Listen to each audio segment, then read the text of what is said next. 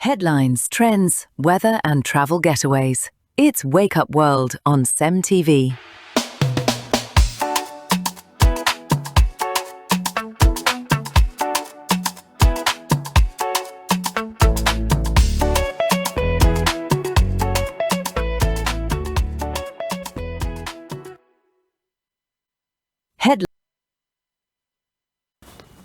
Good morning and welcome to the online trend segment of CEMTV's Morning Pulse. Ladies and gentlemen, it is Friday, that one day that seems like a public holiday, that one day that seems as though it already is Saturday, that one day that gives you the anticipation for the weekend at hand. I do hope you are thanking God it's Friday, because I know I am, because Friday is that one day I'm always vocal about being and being excited for, always anticipating. Nothing extraordinary may happen or may not happen. Nothing extraordinary may happen on that Friday. I may not be expecting anything. I may not be expecting anyone, but Friday is just that day. It's just that day. I'm Emmanuel Tamino Tenari, and of course, I'm not alone in the studio today. I have with me the weather oracle herself, Vera Phillip. How are you doing this brand new Friday morning? Great, as you said, excited that it's Friday. I feel like I have plans for this particular weekend because my last weekend was so choked up with so many activities. This particular weekend, I'm like, I need to have as much fun as possible. So yes, I have activities lined up, like fun activities lined up for the weekend. So yes, I'm super excited that it's Friday. I hope you are as well, because at the end of the day, we have this weekend lasts for just 2 minutes. Forget that it's 2 days. It's 2 minutes, I promise you. And the next day we are already, on Monday. So yeah, that's it. Well, it's like Vera said, it's just a couple of minutes. That's what the weekend. 2 minutes. 2 minutes. Like, yeah, we have the first minute of Saturday, the second minute of Sunday, and then it's Monday. But regardless, there's a lot that you can do that will keep you company, a lot you can do to buy the time, and a lot you can do to, most importantly, relax both your body and your mind. Because, of course, all work and no play makes Jack a dull boy. So you don't want to be a dull boy. You don't want to be a dull girl. You don't want to be productive, active, and of course, be result oriented. So the most important thing for you to do is rest. Well, based on what we're talking about this morning, there are a couple of things trending, but we're going to start off with an incident that took place in Lagos of a diesel tanker that was overturned. And, the unfortunate reality is Nigerians flooded the scene, and they engaged in the scooping of the product that was overflowing into the road. It is an unfortunate sight to see, but here is the video of that taking place.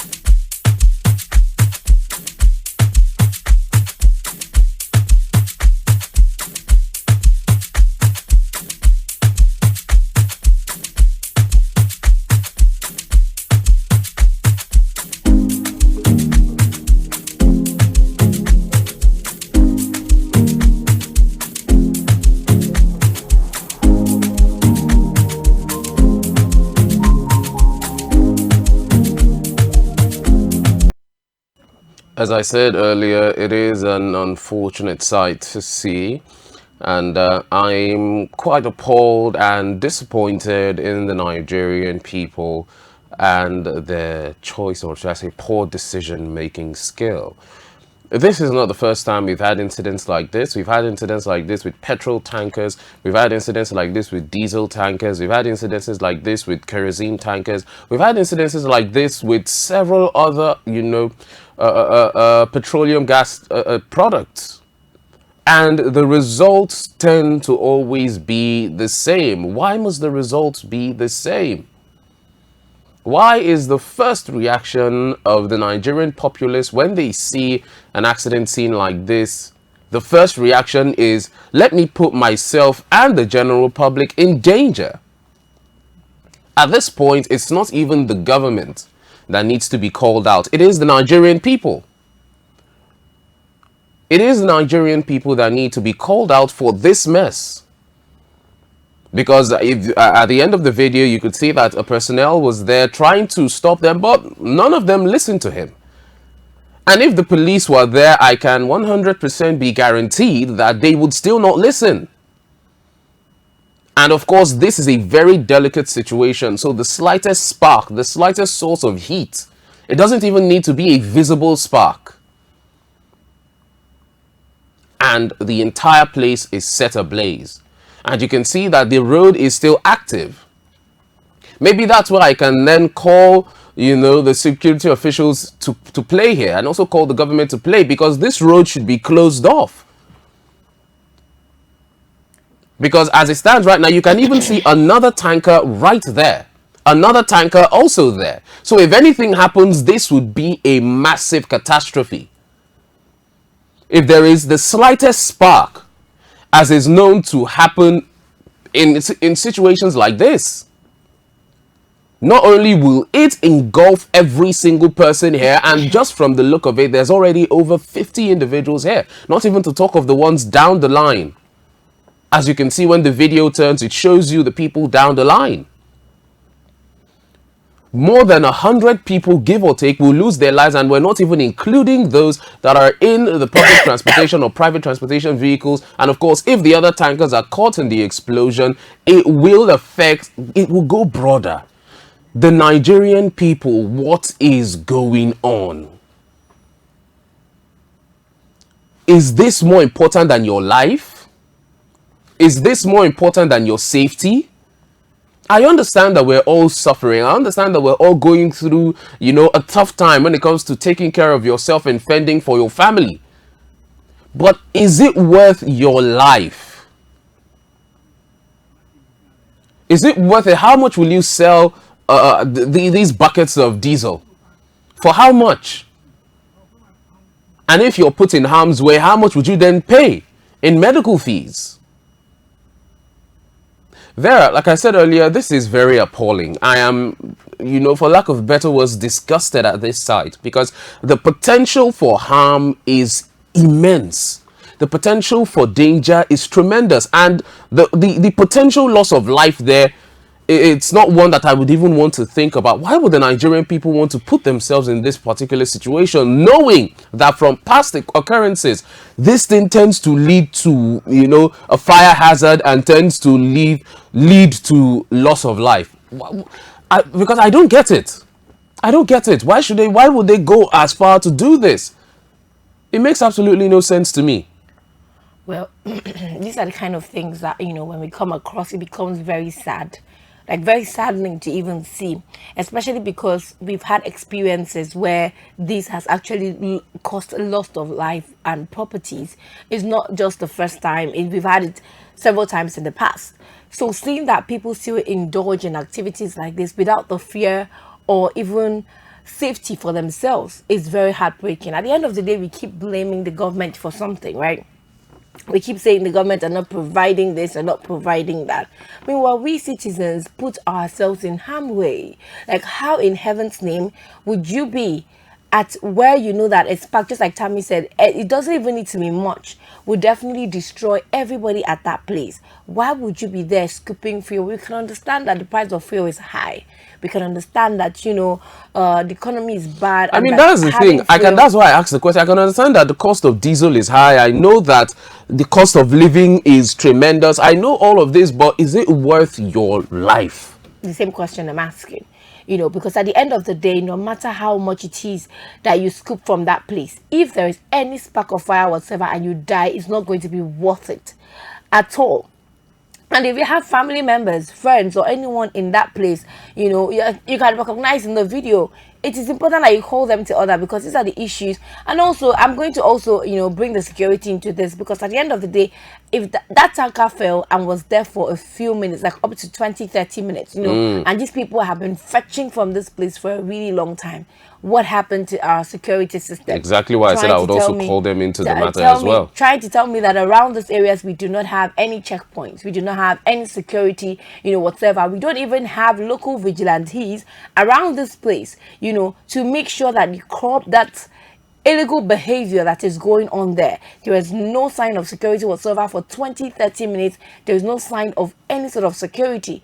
Meanwhile, we're supposed to have security in every nook and cranny of this country, like every part of the world. You cannot drive 30 minutes. You cannot be over an hour far away from seeing a checkpoint or seeing a police, station, or even seeing security details somewhere. It's not supposed to be so. So you want to tell me that in that entire place for 30, almost an hour that this activity was going on, there was no security that was alerted at any point to come to the rescue of these people, or to come to the rescue of even... I wouldn't even call it the rescue, to call them to order. I even feel like the people who are doing this should be arrested, because honestly, you are damaging, you're putting yourself in harm's way, and even the lives of your loved ones at harm's way as well. Look at the road, like as you can see, it's a busy road. There are 3 extra tankers on the road there. And funnily enough, people are still passing through the road. Like, everybody is very lackadaisical about the situation. And I'm really worried. Do we even love our lives? Because sometimes we always say that lives are very important. When somebody dies, we'll be like, this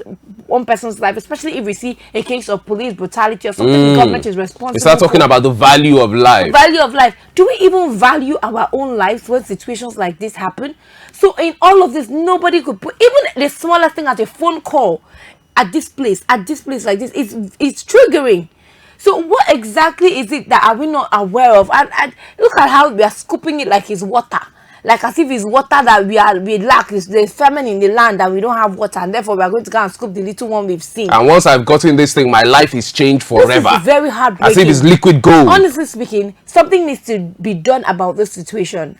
Like, I know that this has happened and has, gone forward, but people need to be sensitized about situations like this. Maybe a lot of people are not even aware of how dangerous this is. Sensitization needs to go on. And also, let's also talk about the tankers. The 4 tankers that are on the road during the day like this. I thought there was a time where we had, this law that was implemented about tankers using the road at night, and leaving the road free for, human beings, or let me say, normal commuters in the day, and leaving it to night, because there was a lot of, trailer and truck accidents on the road during the time. So what happened? Why are we having fuel trucks actually run the road during the day when we are having commuters and busy schedules for that matter? Why are we having them run the road? Because they are prone to this. Why can't it be another time? Why can't it be at night? Why don't they have their own lane? These are the issues that we need to discuss. So sometimes, even when we do not want to involve the government, we still have a way to involve the government, because at the end of the day, if certain amenities are provided, if certain laws are put in place, some of these actions will not be taken. There will not even be room for some of these actions to come to play. So I really do hope that this is addressed. Sensitization, is done. I really hope that these people of this area have been called to order. I hope that the police go there and inform them of the consequences of their actions. If people can be arrested, not general arrest, but if these people, perpetrators of this act, can't be arrested, then please, by all means, because if we don't do that, they will not learn. People will not learn. Sometimes people act the way they act because they need a force. They need some sort of accountability. And if they don't have that accountability, they tend to act and do whatever it is. The other day that we played Jemima's video. Yeah. That she said that some of us in this country, we just tend to do whatever it is that works for us. Whether it's harm's way for others or even ourselves, we don't care. We just want to do what we want to do. So if we do not put accountability checks in places, people are going to do the extra. People are going to do the extras. They are going to do what they are not supposed to do.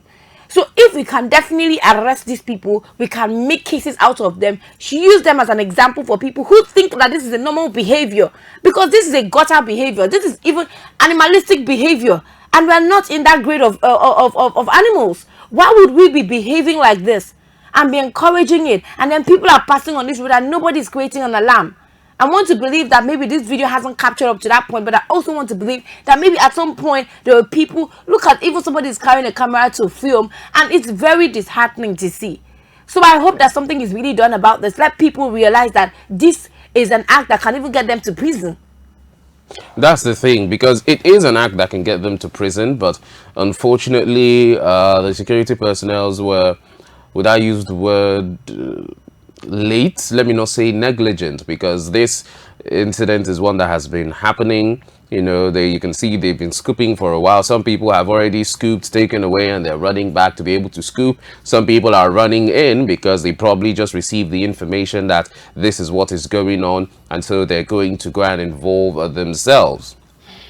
I believe that, as I said earlier, the security personnel, they're not off, you know, the radar as well. When we have the police force, the FRSC, we have all these individuals put in place to ensure road safety. They are not off the board. They are not off the hook at the same time. Now, in as much as I am calling out the Nigerian people, for me, my own focus, it is the Nigerian people. Because you may be able to put laws in place, but you cannot bend the will of the people to follow those laws. The most you can do is sensitize them and punish the offenders. That's the way it is. You can take a horse to the stream, but you can't force it to drink. You can take a horse to the stream, but you can't force it to drink. It's the same thing with human beings, and human beings are worse to manage. Horses can be tamed. Human beings cannot be tamed. So the fact that these individuals see it as would I say, free crime to commit, that they will not be punished. Because if you ask any Tom, Dick or Harry, if a tanker is spilled, if there's any punishment, you know, attached to them going to and, you know, fetch the spilled contents, they'll tell you none that they're aware of, none that they don't know. And some will tell you that even if there is, they will still go and scoop. To tell you that it could stem from ignorance and it could stem from stubbornness. And in the situation where it stems from ignorance, that's where I love what Vera said. She said sensitization should be at play. And where it stems from stubbornness, the perpetrators, offenders, should be punished. Because, of course, you cannot have incidents like this, and because there is no checks in place, it will happen again. When incidents like this happen, if there are no checks, if nothing is done now, when the next tanker falls and its contents spill, now it's diesel, next it could be petrol, next it could be something else, next it could be water, it could be anything. The same thing will happen again. And the same set of people, the ignorant masses, the stubborn masses, will put themselves and the environment in danger. So I do hope the Lagos state government sits up, looks at this video, and ensures that not only is that road blocked off, that tanker is promptly removed. They can get pipes to redirect the contents. Redirect the content. You can see several other tankers going by. They could close off that road, get a pipe, redirect the content into another tanker. To not only ensure, you know, there is no full economic loss, but also to ensure safety. And once the place is mounted with appropriate security personnel, I don't think we would see people rushing to want to come and, you know, scoop. Number one, there is nothing to scoop. And number two, the place is properly secured. We'll go on a very short break. Don't go anywhere.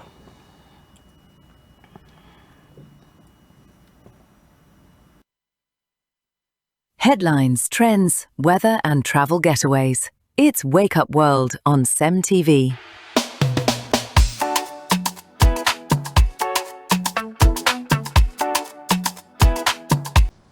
What's on your mind today?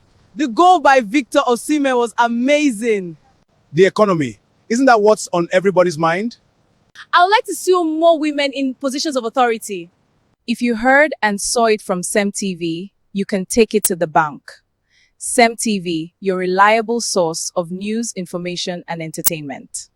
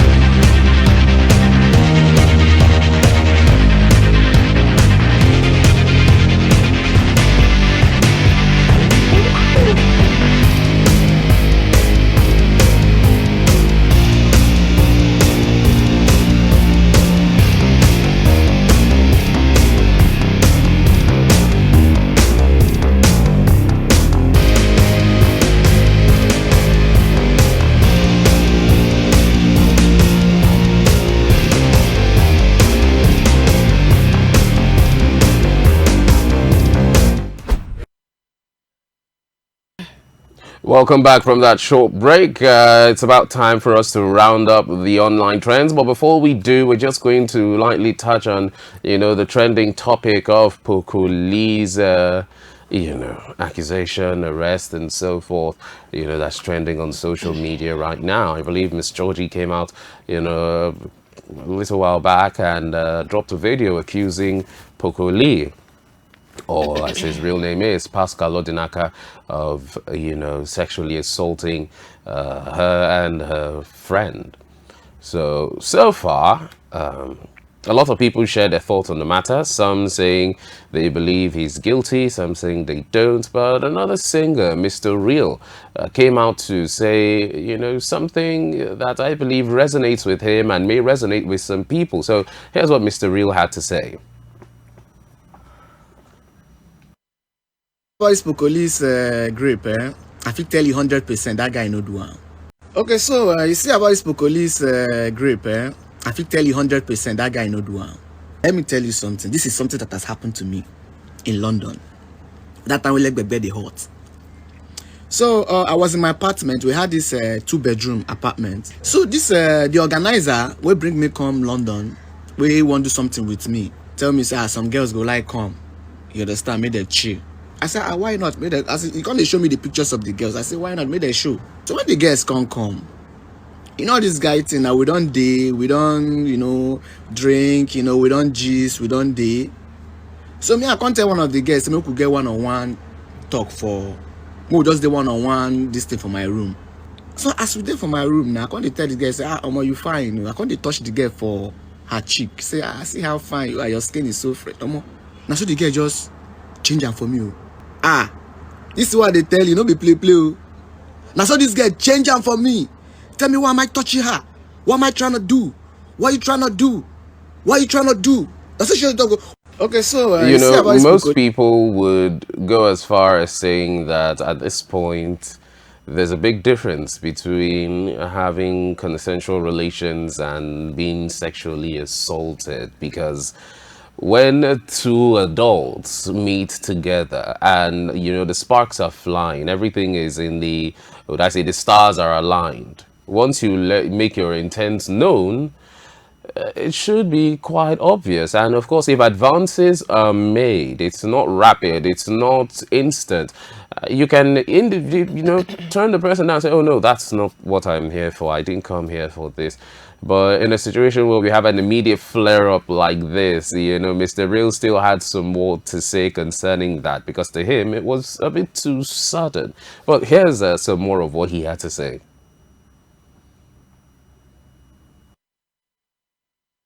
They calm the girl down. That's what the guy carry me go one corner. They ask me, say, what's happen? That's how I explain for this guy.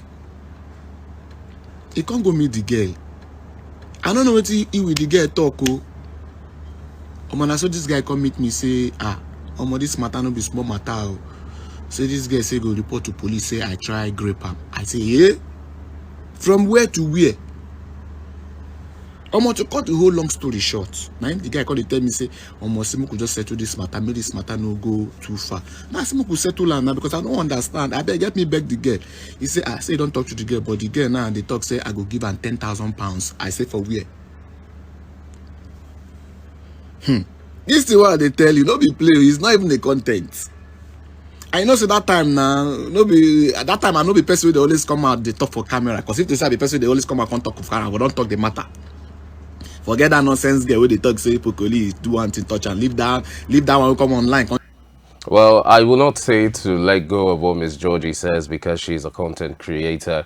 But I will say that if, like we said yesterday, if accusations are being made, that the proof should be tantamount to what is, and it should align with what is being put out there. But of course, investigations are still being carried out. Hopefully, the truth comes out as to whether he is guilty or if he is not guilty. Well, that's the most we can take on the online trends this morning. I do hope you enjoyed your time with us. Of course, I didn't do it alone. I had with me the weather oracle Vera Philip. If you want to see us run a program again, don't go anywhere because in the afternoon at 2 p.m.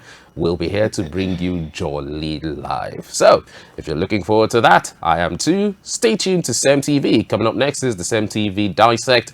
And of course, I am Emmanuel Tamino Tenari. And the Dissect will be taken by Francis Oyema Edet and Mwigwa Bariswa Christian. Don't go anywhere. Headlines, trends, weather and travel getaways. It's Wake Up World on CEMTV.